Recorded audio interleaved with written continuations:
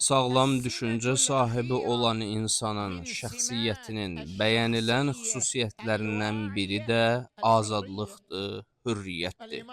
İmam Hüseyn əleyhissalam belə buyurur: Əgər dininiz yoxdursa, heç olmasa, dünya həyatınızda azad insan olun.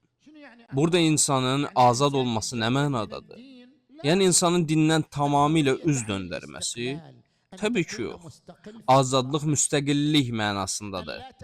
Yəni verəcəyin qərarlarda müstəqil olasan, tutuquşu kimi başqasını yamsılamayasan, heç bir rəyi olmayan və daima başqasına tabe olan şəxs olma, fikirlərində müstəqil ol.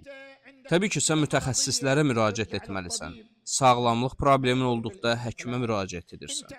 Bu, sənin müstəqilliyinə heç bir zərər yetirmir. Sənin fikri bir məsələdə problemin varsa, fəqihə müraciət etməlisən. Bu, sənin müstəqilliyinə xələl gətirməz.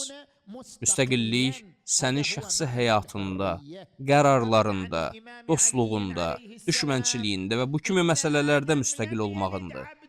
Azadlığın mənası budur.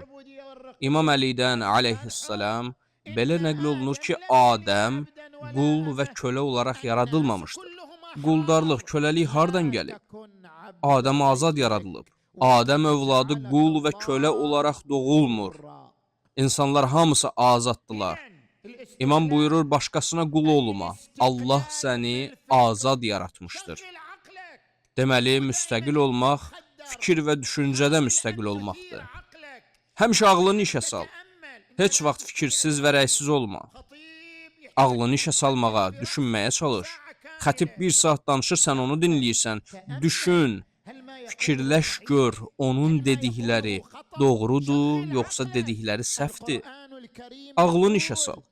Quran-Kərim buyurur, bəndələrimə cənnətlə müjdə ver.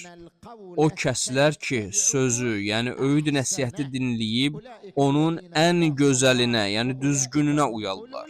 Onlar Allahın doğru yola yönəltdiyi kimsələrdir. Ağıl sahibləri də elə onlardır.